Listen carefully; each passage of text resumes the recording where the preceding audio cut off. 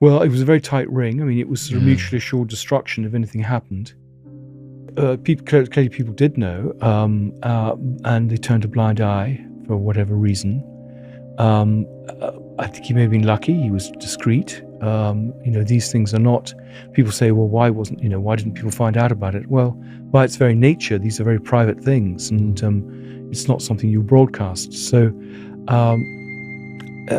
but yeah, there must have been people. There must have been security people who knew what was going on. For example, the boys clearly knew what was going on. The extraordinary thing is that no one really broke rank and said anything, and it was all sort of hushed up.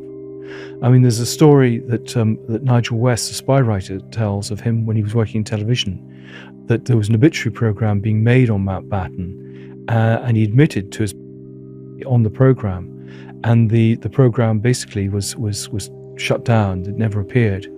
And I looked for the transcription. Normally there's a transcript of these programs. There's nothing in the archives. It's just been completely killed. One of the boys wasn't in Kincora. This was a children's home in Belfast. And of course there was very little supervision. There were of course no parents showing any interest in them. And these children were basically farmed out to these weekends or to these men by the staff there, who were themselves abused. So it's a scandal, and the Kincora thing, the files still remain closed. The people try very hard to get the stories, but a lot of the boys committed suicide. So the boy I interviewed, Shaun, is one of the few survivors, and he's a very, convincing interviewee. He's got highly intelligent, very good memory, very consistent, he's now he's got a court case going through. They all, provide boys for each other. They pass them around. There was rumours that they came from a school called Portora, which was a sort of like the Eton of Northern Ireland. But some of these people, they would invite. Some of it was not was sort of above board. They would just invite lots of young men to parties, and what happened was up to the people who were there. But I think the problem with Kincora were these vulnerable children who were had no choice in the matter. One of the rumours about the lack of security when he died was that he didn't want security. He didn't want the constrictions of bodyguards following him, because of course it slightly affected what he could do.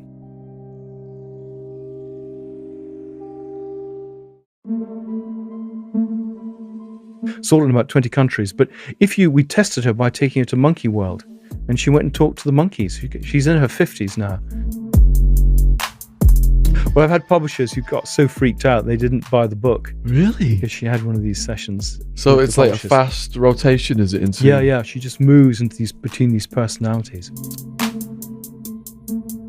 Whereas she was a free spirit. She wanted to get away from all that and just have time. Well, it became an open relationship. They didn't really, he was very upset when he discovered that she was having these affairs. How did he discover that? He was told it by the Prince of Wales. And so she did have her affairs. And then eventually he began to have affairs himself. But she didn't like him having affairs. She was very jealous, which was a bit unfair. So when she brought them home, she would be at the sort of keyhole looking through, seeing what was going on. It's very strange. Why was the security reduced at a time of increased threat? Was this a cock-up or was this deliberate? So who knows? But why are all these documents suppressed? Why are people not prepared to appear? Why are people lying? Spoke German. He'd spent his holidays in Germany.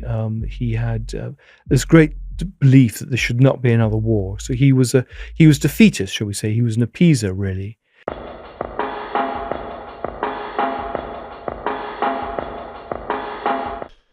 So many of you are fascinated by stories about the royal family. And some of you may have seen Andrew on Attwood Unleashed talking about Mountbatten.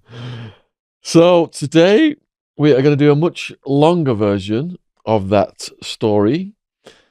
And we are also going to touch on some of the other work from Andrew's. Do you pronounce it oeuvre? Yes, oeuvre. Oeuvre. I like to call it oeuvre. Including The Traitor King. We can only go so far with that one, though. And you know who that is. Guy Burgess. So I was just reading a little bit about what you wrote about him. That seems fascinating. James, you'd heard of him, hadn't you? Guy Burgess? The Spy. Yeah. The Cambridge Spies, yep. Yeah. And all right, so before we get into Dickie then, who is Dr. Andrew Lownie? Well, most of my career has been as a literary agent. That's what the day job is. And I represent about 200 authors. I specialize in history and biography. But I've done all sorts of books, lots of some celebrity memoir, travel, food, wine, some fiction. So that's the day job. And then beside that, I try and write books. So I started off, the first book came out in 1992, a book called North American Spies. Then I did Literary Guide to Edinburgh, which is where I'd sort of grown up. Then I did the book on John Buchan, who was the author of the 39 Steps in 1995. And then I kind of slowed down. I had a family and a pretty busy job. And so nothing much happened until Guy Burgess in 2015. But I've been speeding up. So Dickie was 2019. And now I've got The Traitor King coming out to 2021. Literary agent representing 200 authors. That must be quite a have its challenges. Yes, no, it's busy. It is busy, and particularly with emails, we get more and more submissions. In the old days, they had to at least write a letter. Now they just press a button. Yeah. So, and it's much, much quicker. You know, people are making decisions. There are many more agents. It's harder in some ways to get published because the publishers need higher thresholds, but easier because, of course, people can self-publish. So it's changing, and of course, ebooks and Amazon have revolutionized the market. So, what's the longest in terms of years you've represented somebody? I have people I've represented since I started in 1985. Wow. So, yeah. Good grief. You know, most of my authors are younger than me now, but I've got a couple. I've got a couple in their 90s. And every time there's a contract, the editors say, well, if they die, we want our money back. And they've seen out several editors already. Are you still taking new authors, or are you done? No, I'm always looking for new authors. We get about 100 submissions a day. 100 a day? And I'll take on maybe 12 a year. Wow. And that's got to be from that genre of historical, though. Tends to be now. I mean, I will take other things if it's interesting or different. Yeah. I've just sold the memoirs of a traffic cop. A traffic cop. A traffic cop. A traffic cop. Called Hot Pursuit. And then another book, The Memoirs of a Prison Art Tutor. So, yeah, it varies. I like doing memoir as well. I like people's stories. They sound like good guests for this podcast if you want to put them our way. Look at the website. You take your pick. Yeah. No, there's some very interesting people. I mean, I've got one woman you'll love who was brought up by monkeys in the Colombian jungle. She was abandoned as a child, age 6, and brought up by these capuchin monkeys. And no one believed her. We did a National Geographic sort of documentary on her. She was a New York Times bestseller, sold in about 20 countries. But we tested her by taking her to Monkey World, and she went and talked to the monkeys. She's in her 50s now. She just climbs trees like an animal. How long was she in them with the monkeys? Several years. Let us know in the comments if you want the monkey lady on the podcast. I think I know the answer. Yeah, she's great. And what's her name? She's called Marina Chapman. Marina Chapman. Yeah, the girl with no name. It's called. Has she done anything like this before? No. She's got a very good ghostwriter. She's not brilliant at speaking, so maybe the ghostwriter would be better. But I've got another one it's a book called Today I'm Alice. She's a woman with multiple personalities. So she's a woman now in her 50s, but she'll go into a meeting, and then one minute she's like a 3-year-old girl, next minute she's like an 18-year-old sort of thug. Imagine interviewing someone and they're going through the personalities. Yeah, it's kind of. Well, I've had publishers who got so freaked out they didn't buy the book. Really? Because she had one of these sessions. So it's like a fast rotation, is it? Into Yeah. She just moves between these personalities. So when you meet her, does she go through her personalities? Yeah. Yeah. You just need to learn to talk to her in the personality she's in. Take it seriously. I always keep a few children's toys in the office for that reason. What a life. All right, so I said Dickie earlier. Some people may not have registered who that is. Can you explain to us who was Dickie and Edwina Mountbatten? Yeah. And how you came to have an interest in that? Well, the book arose out of the Guy Burgess book. The Dickie Mountbatten had been at the same school and at Dartmouth just after Guy Burgess. Sorry, just before. And I'd read the biography. There's an official book that was done, which is deadly boring. And I thought, here's a fascinating character. And no one has done him and his wife together. And it was a very unusual marriage, one filled with infidelities, but actually a very loving marriage. And Dickie Mountbatten is Prince Philip's uncle. He was the last godchild of Queen Victoria, her great-grandson. And so he's a member of the royal family. His aunt was married to Tsar Nicholas I. He was brought up with the Russian royal family. And he went into the Navy, followed his father, who was the first Sea Lord, into the Navy. And he eventually became First Sea Lord himself, but he was the last Viceroy of India. He was the Supreme Allied Commander in Southeast Asia during the war. He was a great socialite and a great mentor to Prince Charles, known as his honorary grandfather. A great mentor in many ways to the Queen, because she came to the throne clearly as a very young woman. Very friendly with King George VI. He was the man who actually, in some ways, plotted the marriage of Queen Elizabeth and Prince Philip. He brought them together. He was a great sort of dynasty maker. And his best man when he got married was the Duke of Windsor, which is how I got on to King Edward VIII. And then Edwina was the richest heiress in the world when they married in 1922. Her grandfather, a man called Casson, was a great banker. Richest heiress in the world. So, yeah. And she was a very glamorous figure, beautiful, a very beautiful woman, lots of lovers after they got married. And then it's a sort of book of two halves, because she sort of finds her purpose in the Second World War. She takes up charitable work, particularly for Save the Children, and spends the rest of her life going out and doing good works. So in some ways, as we get to know Dickie, we become to like him perhaps a bit less. And as we get to know her, we get to like her a bit more. How did they meet? They met in Cowes, as one does, during the Cowes weekend. And she found him a very exotic figure. There's a picture in the book of him climbing the mast, no safety net. He used to water ski to between ships in his dinner jacket with his shoes around his neck. He was a character, and she was used to these rather boring aristocrats. And here was this extraordinary, vibrant character. What's a skiing with his... I never knew that. Good grief. So how come she inherited all this wealth? Where did that come from? Well, it came from this grandfather who was a banker, a man called Casson. And then, in fact, her mother died when she was very young. She had a rather tragic upbringing where she was sent off to school when she was young. She had a rather nasty stepmother. And that, in some ways, I think, is why she was always looking for this attention from men later. And she always found it much easier, a bit like Princess Diana, to bond with children than she did with adults. So, and when she married Dickie, she came into this inheritance, or part of it. And there was this great worry that he was really just looking out for her money. And they got engaged on Valentine's Day. She followed him out. He was actually the ADC to the Prince of Wales, future King Edward VIII, going around India in 1922 and staying with the Viceroy. And she went and stayed there. That's where they got engaged. But the Viceroy's wife was very worried about Dickie. She thought he was a bit of a didn't trust him. And she said to him, to Edwina's father, I hope, she knows what she's doing. And she's, why doesn't she marry someone with better prospects? Well, of course, Dickie ended up doing brilliantly. But it was always a very strange marriage, because he was almost autistic. He was a great controller of things. When they went on honeymoon, he had to basically plot which road they would take and where they would stay. Whereas she was a free spirit. She wanted to get away from all that and just have time. But they had this really odd honeymoon. There were three of them. They drove out by car. They went and visited his relations to start with, which is not a good start to a honeymoon.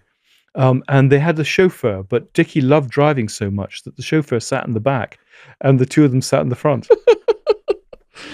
Did you say he was came from the Russian royal family. Yeah, well, I mean, his aunt had married Tsar Nicholas I.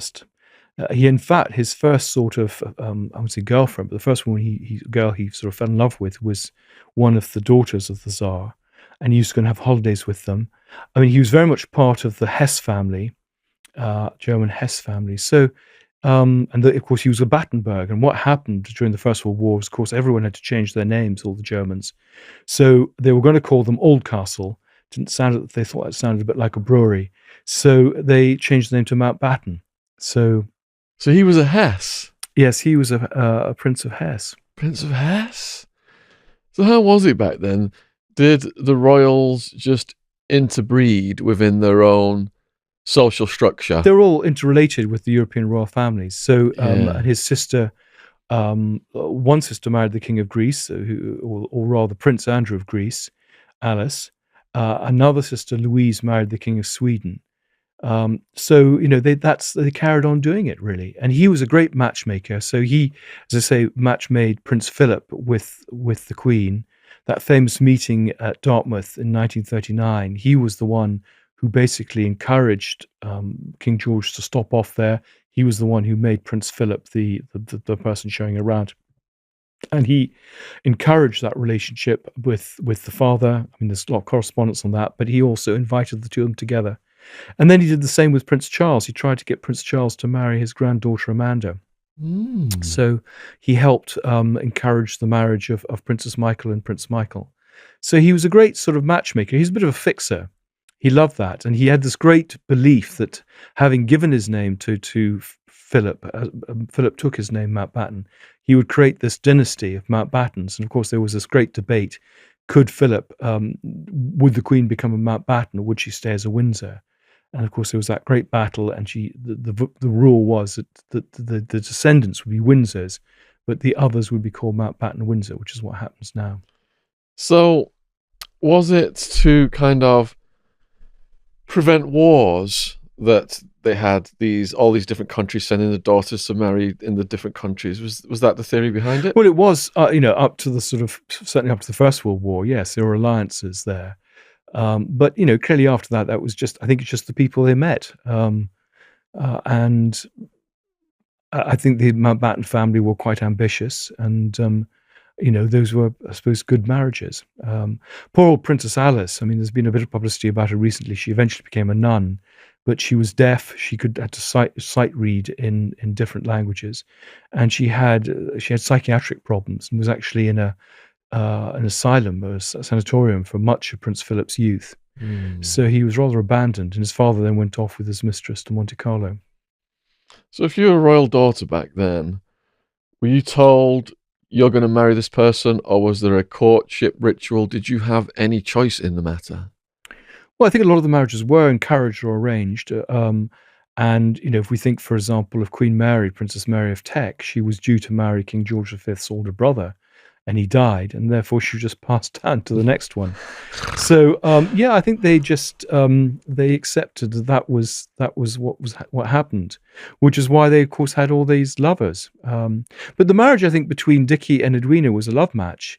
The problem was that he was away serving in the Navy. She got lonely. She wanted attention, so she began to have these affairs.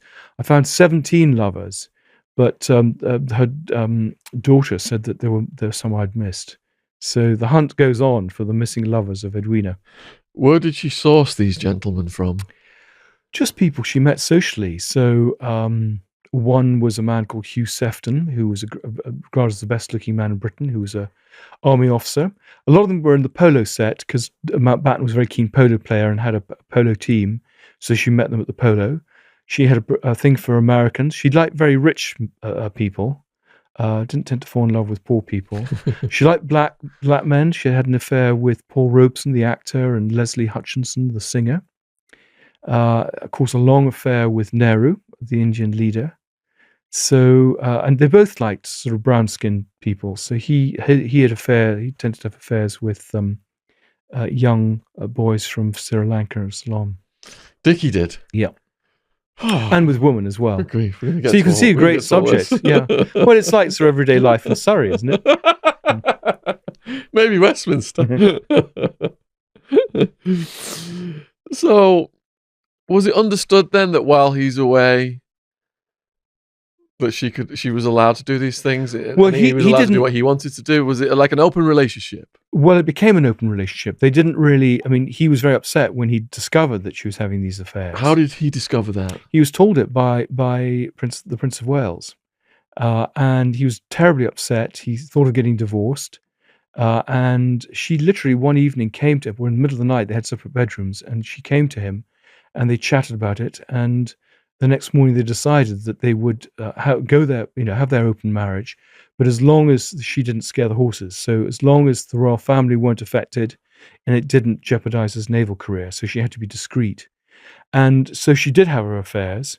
And then eventually he began to have affairs himself. But she didn't like him having affairs. She was very jealous, which was a bit unfair. So when she brought them home, she would be at the sort of keyhole looking through, seeing what was going on. And there were a couple of occasions where he came on leave expecting to meet the girlfriend, and Edwina would befriend them and then take them off somewhere on holiday, and he'd come back and find they'd gone. Wow. So what led him then? Actually, I've got a question on what you just said. Containing this information back then was easy, was it? Because there was no internet or anything to keep it secret, was that? Yes, it was very discreet. I mean, and to be honest, those circles are still very discreet. I found it very difficult to get information. A lot of stuff was is not told. I mean, the great thing is this is why I'm very keen to get access to their diaries and letters, which are closed at the moment, because that would clearly reveal a lot more. But they did write letters to people, and some of those letters are in collections elsewhere. But yeah, very difficult. And of course, the press was very deferential, so this stuff wasn't covered, and a lot of the stuff is suppressed. So, for example, she was quoted in several divorce cases, but when you go and look at the divorce papers and in the archives, you find that those cases are missing. Wow. So there's been a bit of a mop-up operation. And certainly, for example, she was sued several times by the partners of the people she was having affairs with, but that was sort of kept quiet. And there were one of the people who did that for her was Lord Beaverbrook. But there was a famous case in 1932 where a paper reported her affair with a black man, and she sued. She was told by the royal family, "Look, you need to address this. People are going to believe it," and it was true. But she sued them for libel, and some deal was done. So she didn't get damages, but there was an apology from the newspaper. It was all done very quietly. 9 a.m, the press were kept out. But she then went into exile, in effect, and she spent the 1930s traveling with one or two of her different boyfriends around the world. So she would ride across South America, camp in the desert in the Middle East. She was one of the first people to travel through the Southeast Asia, to go down the Great China Road. She was an extraordinary adventurer as well. Do you think in this internet era then that the royal family can maintain such secrecy? Well, I think there are lots of affairs within the royal family, and they don't get covered, or they're rumors. So yeah, I think they can. I mean, there are, for example, exemptions with documents that interview the royal family. Section 37 means they can't be. You can't talk about it. There is data protection now, even for public figures. So yeah, stuff is certainly kept quiet. And of course, the circles that they have their affairs and do things is very tight, and people don't betray those confidences. So yeah, lots of stuff goes on that we don't know about. Are there any affairs that are rumours of affairs that you've heard of that you can say? Well, I better not say. I'll be in trouble. But certainly Mountbatten used to lend his country house, Broadlands, to members of the family to bring girlfriends down. Wow. So certainly, I mean, Charles, before he's married, so he's perfectly entitled, his girlfriends would take girlfriends down there to basically have a nice weekend away from the paparazzi and get to know them. And we're going to get to his stuff with Charles in a minute then. So, when did evidence surface of Dickie's P? I hope you're enjoying the podcast. It's a word from my sponsor, Shopify. When I started this podcast, there were a lot of things I had to figure out on my own. Algorithms, guest booking, marketing. I was a bit naive about what was involved, and as you get deeper into it, it starts to overwhelm your life. Finding the right tool that not only helps you out but simplifies everything can be such a game changer. For millions of businesses, that tool is Shopify. Shopify is the commerce platform behind millions of businesses around the world, from household names like Mattel and Gymshark to brands just getting started, such as my co-host Ron's Pokemon business. Get started with your own design studio of hundreds of ready-to-use templates. Shopify helps you build a beautiful online store to match your brand style. Accelerate your content creation. Shopify is packed with helpful AI tools that write product descriptions, page headlines, and even enhance your product photography. Get the word out like you have a marketing team behind you. Easily create email and social media campaigns wherever your customers are scrolling or strolling. And best yet, Shopify is your commerce expert with world-class expertise in everything from managing inventory to international shipping to processing returns and beyond. If you're ready to sell, you're ready for Shopify. Turn your big business idea into with Shopify on your side. Sign up for your $1 per month trial and start selling today at shopify.co.uk/Shaun, SHAUN. Go to shopify.co.uk/Shaun, shopify.co.uk/Shaun. Link in the description if you're watching on YouTube. Thanks for supporting our sponsor. Back to the podcast. Well, I don't know when other people knew. I discovered it in the course of my research because I found an FBI file that had been opened on him during the war when he became Supreme Allied Commander. And someone had basically been interviewed about something else and then just said, but by the way, the new Supreme Allied Commander likes boys. So they reported that. They kept the files open. And so files were opened on him and also on her because of her quite left-wing communist views right through the 40s and 50s. Now, you can't always trust FBI files because all they do is record what people tell them. But there were so many different people, quite reputable people, wives of, for example, the Viceroy of India was one, giving this information, all pretty consistent. So that's where it came. There were lots of rumors. I mean, over the last 30 years, Private Eye and people have run stories, but without any proof. But what I managed to do was to track down two boys, now in their late 50s, who were by Mountbatten in 1977 as 16-year-olds. Wow. And they were prepared to talk to me, and we had, for legal reasons, to disguise their identity. But the good news is they are both about, or certainly one, and I hope the other, are about to be on a television program where they'll talk about this. Wow. So I think that will, open things up. But, a lot of the files and all that have been closed. I requested the car logs for August 77 when they were abused for Classieborn, which is the house in the west of Ireland that he had where this all happened. And the Garda have refused to release those logs, so they admit they have them. They say it's part of the murder inquiries, but the murder did only happen 2 years later. So that's slightly odd. But, time and time again, you find the files have been weeded. A lot of the very strict, rather restricted circumferences to some of these tribunals. And of course, these people are very damaged. They've tried to discredit them with, of course, the famous Nick, who turned out to be a fake. And so as a result of Nick, a lot of people wouldn't believe the genuine ones. So, but I think, they're very convincing. I mean, I put my reputation on the line, but the facts they gave me all added up. There were things that they knew they couldn't have known unless they'd actually been to Classieborn and indeed knew some of the characters who, for example, worked there. Could you expand on those stories then? Well, I didn't do much because I it is quite sensational, and I didn't want to press them too much. But there are quotes in the book about they received when, and what happened. I think one of them, Shaun, was taken there a couple of times. Amal was taken, I think, 4 times. But they were part of a bigger ring, a VIP abuse ring operating in the country houses of Ireland. So what? Yeah, no, it's an extraordinary story which has been just completely suppressed.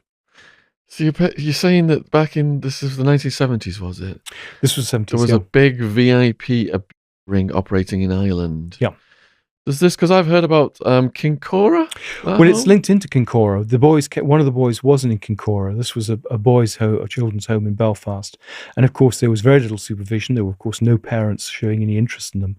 And these children were basically farmed out to these weekends or to these men. by the staff there, who were themselves abused. So it's a scandal, and the Kincora thing, the files still remain closed. The people try very hard to get the stories, but a lot of the boys committed suicide. So the boy I interviewed, Shaun, is one of the few survivors, and he's a very, as I say, convincing interviewee. He's got highly intelligent, very good memory, very consistent, and he's now he's got a court case going through, and I hope that will. It's been delayed because of COVID, but I hope that will lead to some sort of justice for him. Where's Shaun based? Shaun lives in the States now. Does he? Okay. Oh, I may have had a communication with him, actually, someone in the States, Kincora. Yeah, you may well. Yeah. So my question was going to be that, how did he access these boys? But you're saying that they were supplied to him by this ring. Yeah. So he would have known then that he, I'm getting these through a ring. Would he have known? Oh yes, they all. I mean, provide boys for each other. They pass them around. There was rumors that they came from a school called Portora, which was a sort of like the Eton of Northern Ireland. But some of these people, they would invite. Some of it was not was sort of above board. They would just invite lots of young men to parties, and what happened was up to the people who were there.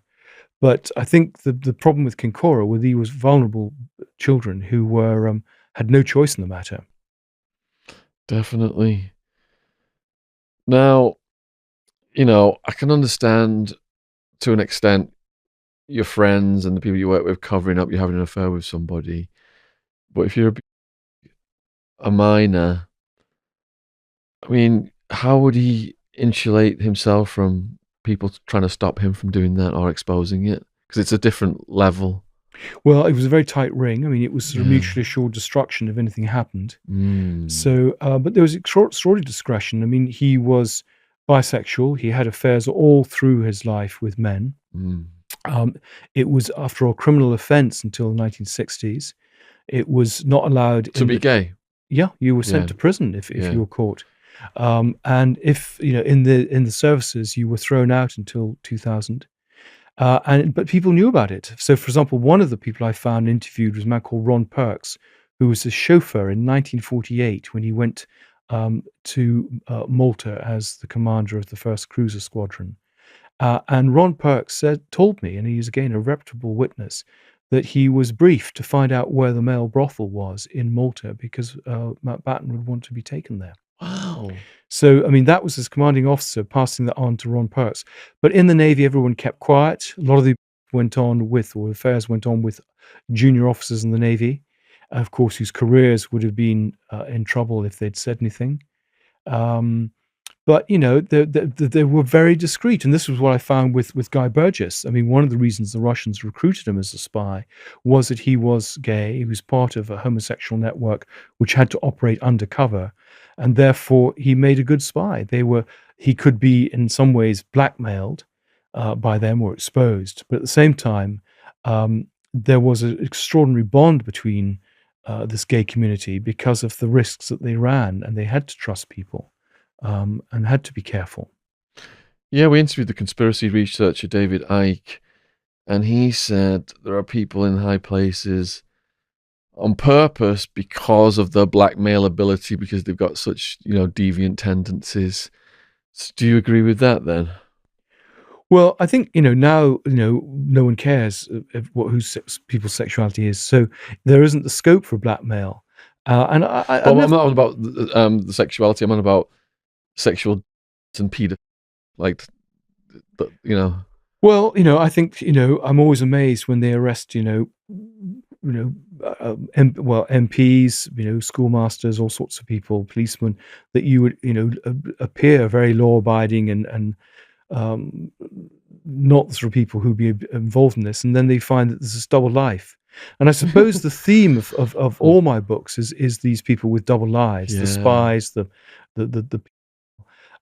even John Buck and the book was called The Presbyterian Cavalier, And though, I mean, he was very upright Scots Presbyterian, Yeah. there was a cavalier aspect to him. He was a romantic and a much more less severe figure than people thought. So I think that's what I'm interested in: people who have hidden lives, and I think we all, in some ways, have a series of lives, and we keep some quieter, shall we say, than others. Yeah. Well, I certainly did with the and the rave scene in Arizona until the SWAT team came. So we've got a documentary coming out about Jimmy Savile. It's like 4 hours long, and there was like a peak of him offending. Was there a peak of Dickie engaging in that spread out throughout his years? Well, it's very difficult to get the evidence. There's one man I quote called Norman Neild, who was his chauffeur during the Second World War, and says that but he's dead now, so it's very difficult to get the proof. But he says that he would take him, drive children to him in Hampshire, and who were. So this was happening during the war, and then of course the evidence I've got is from 1977. So suggests that it went on throughout the period. But those are the only two examples I've got. But the FBI report is from the 1944. So I think certainly from the war onwards, and I think one of the rumors about the lack of security when he died was that he didn't want security. He didn't want the constrictions of bodyguards following him because, of course, it slightly affected what he could do. That makes complete sense. Now with Savile, we've interviewed so many different guests as to how he got away with it for so long. I imagine it's the same factors, the connections, the power, the prestige with Dickie that enabled him not to be held to account for. Well, I think clearly people did know, and they turned a blind eye for whatever reason. I think he may have been lucky. He was discreet. These things are not. People say, well, why didn't people find out about it? Well, by its very nature, these are very private things, and it's not something you broadcast. So, but yeah, there must have been people. There must have been security people who knew what was going on. For example, the people the boys clearly knew what was going on. I mean, the extraordinary thing is that no one really broke rank and said anything, and it was all sort of hushed up. I mean, there's a story that Nigel West, the spy writer, tells of him when he was working in television, that there was an obituary program being made on Mountbatten, and he admitted to his on the program, and the program basically was shut down. It never appeared. And I looked for the transcription. Normally, there's a transcript of these programs. There's nothing in the archives. It's just been completely killed. So I think possibly he was much more open. I mean, again, when I went and talked to people, everyone in the gay community of that era knew about it. And in fact, I interviewed a man who's still alive, man now in his 70s, who was then in his 20s, who had a long affair with Mountbatten. So and it was sort of known in the gay scene. So with the royal family being so media savvy, do you think the Queen would have had a word with him about this? Who knows? Who knows what goes on? I mean, clearly anything to avoid any bad publicity. I'm sure there was a word, but he was a man who sort of did his own thing. And I think probably people cleared up behind him and just kept things quiet. He was very good at curating his own reputation. I mean, he did that after India. He had tame biographers write books about it. He suppressed or tried to suppress and make life difficult for people who were critical of him. There were not just official biographies of him and Edwina, but shall we say, books that they cooperated with without it appearing that they cooperated. And they made the fact that they control access to a lot of the Mountbatten archives, so a lot of them are still private, means that only people that they can trust are allowed access. Anyone who may be independent scholar, who may just actually put down the truth, is kept away. So what was his relationship like with the Queen? Well, I mean, some people say it was very avuncular. I mean, he was over 20 years older than her, but she'd known him as a child throughout her life. I think she trusted him. I mean, he'd been had very senior posts. I mean, before she became queen, I mean, he'd been viceroy of India. He'd commanded troops in war. He'd, was someone who knew about statecraft. So I think she would have listened to him, but she I think began as she got more confident and had more advisors. I suspect listened, but didn't always follow his advice. Um, but he's, I think he had the best intentions. Well, he push himself first forward, but then help the royal family. But who knows? I mean, there's stories of him elbowing out the little children on the balcony so he could be at the front. Um, so he was quite a pushy character. Yeah, it comes across like that in The Crown as a bit of a swashbuckler. Yeah, I think that's probably very fair. I think Charles Dance was very, looked absolutely the part. Yeah. He was an operator. Someone said to him, a general called Templar said that if he swallowed a nail, it would come out. He was so crooked, it would come out like a corkscrew. So he was 20 years older than the Queen, and he's this authority figure. He's had all these achievements. It would be hard for her to tell someone off like that, wouldn't it? Well, it is difficult. Exactly. He did his own thing, Yeah. and I think it was quite difficult to control him.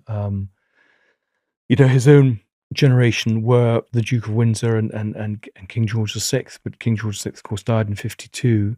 The Queen Mother never really liked him. She thought he was a bit of a spiv. So yeah, there wasn't anyone who was going to control him. And there is a famous episode in 1968 when the so-called 1968 coup, when the Harold Wilson was very unpopular. There was industrial unrest, economic problems, and various people came together and went to Mountbatten and said, "We need this national figure. We need a national government of all the parties, and people from outside government. I mean, people perhaps from the army." And will you lead us? So, I mean, in some ways, treachery. And the line was that these people came to him and he said, "Get lost. This is rank treachery." But actually, I discovered that he listened to them and had several meetings. He was quite intrigued, and he put up his own candidates to have been this. So, I mean, he was a man who certainly had a great regard for his own abilities. What was his relationship like with Prince Charles? Well, Prince Charles, this was the grandfather he never had, and Philip didn't really have the time or perhaps the temperament to really understand a much more sensitive son. Mountbatten only had daughters. This was the son he never had. He had time. He retired in 1965 from the Navy. So just the sort of time when Charles was forging his career. He was the one who encouraged him to go into the Navy, who helped plot the route through Cambridge, for example. Charles used to go and stay with him at Broadlands when he was based down at Portsmouth. And he was someone who had time and would listen to him. And the stories are told that where Prince Philip would give Charles a rather useful educational toy, Mountbatten would give him something rather fun. And when Charles graduated from Dartmouth and there was no member of his family to see him graduate, Mountbatten made the point of going representing the family. Oh, wow. So he was a very important figure. I mean, Charles was absolutely devastated when he died. And one of the arguments is if Mountbatten had lived, he probably would have advised him against Princess Diana. Really? But who knows? But the advice that Mountbatten tended to give, and the one he followed, was basically, have as many affairs as you want, but just find someone sensible to marry. And that's sort of, in some ways, what Charles was doing. And was an understanding that Charles could have affairs with people from a certain class. Was that how it was done? Well, I think, inevitably, those are the people they meet, those people they trust. And so that's going to be inevitable. The book I'm doing on King Edward VIII, he had numerous affairs with people from all over. I mean, not necessarily from his background, because he went on these world tours and he would meet people at events, often from quite a modest background and often have illegitimate children with them. So I think it depends on the character. Edward VIII, wasn't too discriminating. Others perhaps might be more. So what about Camilla then? Did Dickie play a role in that at all? I don't know what the role was there. I mean, what we know is that Charles didn't get his act together with Camilla, and didn't propose, and then she got tired and went and married Andrew Parker Bowles. I mean, the problem was Charles was posted away with the Navy so often, and of course, the moment when she got engaged, he was away. But I'm sure that Dickie would have been a confidant and would have given him support after he discovered that she'd married. So you're saying if he wasn't away, he could have just been with Camilla and lived happily ever after, possibly? I think he was a bit indecisive, and I mean, of course, there was still this rather old-fashioned view that you couldn't have a woman with a so-called past; they had to be these virgins, and that's how he ended up with Diana. I mean, that wouldn't happen now, but I think still in the 1980s there was still this sense that you couldn't just marry a girl who lived with people before or had boyfriends. And how did they know if the woman was a virgin? Well, I think they just took soundings, and you discovered if they'd been around. I don't know. Maybe they did tests. Who knows? So Diana had to go through that, then, did she? Well, Diana was so young, and I think, yes, was seen as such a sort of virginal creature that it was probably pretty safe. I mean, she'd never really done anything. Yeah. Was Dickie still around? And what year did Dickie die? Well, Dickie died in August 1979, so it was just before this all happened, really. Ah, okay. So, what was Dickie's relationship like with Philip? Well, I mean, he helped bring up Philip because Philip's mother and father were one in the psychiatric hospital and one with the mistress. So Philip, as a child, was in the school holidays was passed around his grandmother, Dickie's mum, Dickie's brother George, but George died very young in the 1930s. So Philip, as a result, Mountbatten did more. Would have Philip there more often. And he became quite a mentor to him again. I mean, he was the one who encouraged him to get naturalized, again to go into the Navy. He got him to take his name. Mountbatten, actually, Philip lived in their home in London for a time.